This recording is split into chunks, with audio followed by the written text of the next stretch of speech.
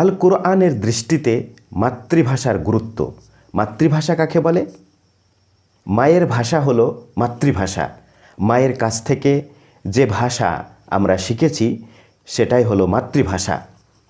পৃথিবীতে যত ভাষা আছে সমস্ত ভাষার মালিক হচ্ছেন আল্লাহ। আল্লাহ রব্বুল আলামিনই আমাদেরকে অর্থাৎ পৃথিবীর সমস্ত মানুষকে ভাষা শিখিয়েছেন। সে কথা পবিত্র আল কোরআনে সূরা রহমানে বলা হয়েছে।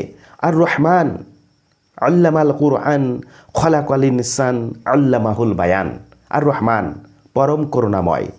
আল্লামাল কুরআন যিনি কোরআন শিক্ষা দিয়েছেন। খলাকাল ইনসান যিনি মানুষ সৃষ্টি করেছেন। আল্লামাহুল বায়ান যিনি কথা বলা শিখিয়েছেন। পবিত্র কোরআনে মায়ের প্রতি শ্রদ্ধাবোধের যেমন গুরুত্ব আছে, ঠিক তেমনি মাতৃভাষার প্রতি গুরুত্ব আরোপ করা হয়েছে। সূরা ইব্রাহিম আয়াত নম্বর 4 আল্লাহ রাব্বুল আলামিন বলছেন, আমি রাসূলগণকে তাদের স্বজাতির ভাষাভাষী করে প্রেরণ করেছি যাতে তাদেরকে পরিষ্কার বোঝাতে পারি। যেমন আসমানি গ্রন্থ ইনজিল, তাওরাত, জবুর যে নবীদের ওপরে অবতীর্ণ হয়েছিল, যে দেশে অবতীর্ণ হয়েছিল সেই দেশের মাতৃভাষাতেই অবতীর্ণ হয়েছে, অন্য কোনো বিদেশি ভাষায় অবতীর্ণ হয়নি। হজরত মুহাম্মদ সাল্লাল্লাহু আলাইহি ওয়াসাল্লাম ছিলেন মাতৃভাষায় বিশুদ্ধ ও প্রাঞ্জল ভাষী।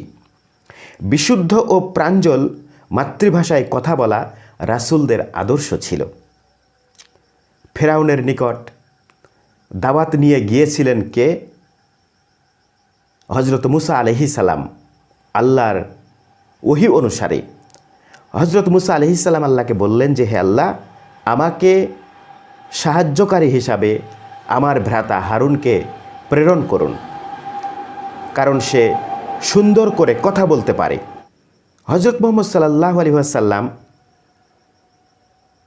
মক্কা মদিনার বাইরে দূরবর্তী কোনো দেশে ইসলামী দাওয়াত দেওয়ার জন্য সেই দেশের মাতৃভাষা শিক্ষার প্রতি গুরুত্ব আরোপ করেছেন। সাহাবীদেরকে নির্দেশ দিতেন যে সে দেশের মাতৃভাষাটা ভালো করে শিখে নাও, কারণ মাতৃভাষায় ইসলামী দাওয়াতি কাজ করতে হবে। আমাদের মাতৃভাষা হচ্ছে বাংলা।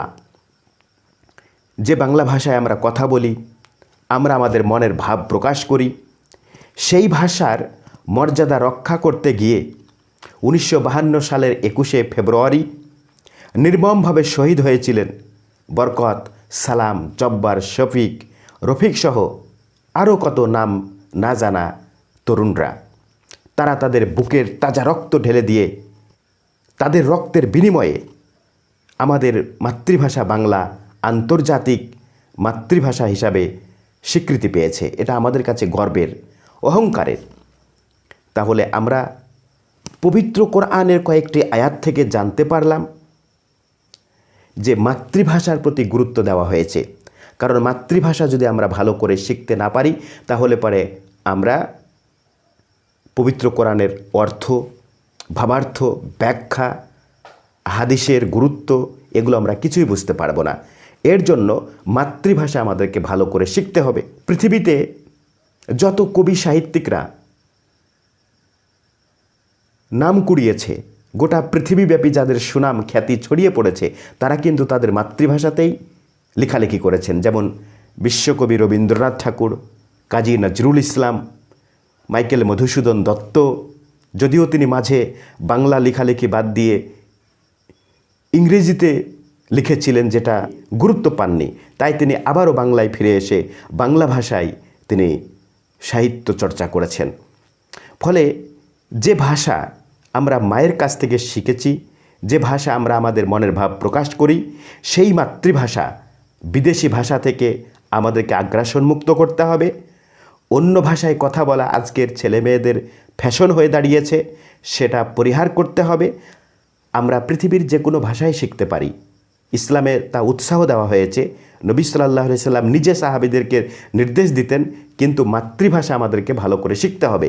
মাতৃভাষা যদি আমরা ভালো করে শিখতে না পারি তাহলে পরে আমাদের বিদেশি ভাষা শিখলেও আমরা খুব একটা গুরুত্ব পাবো না।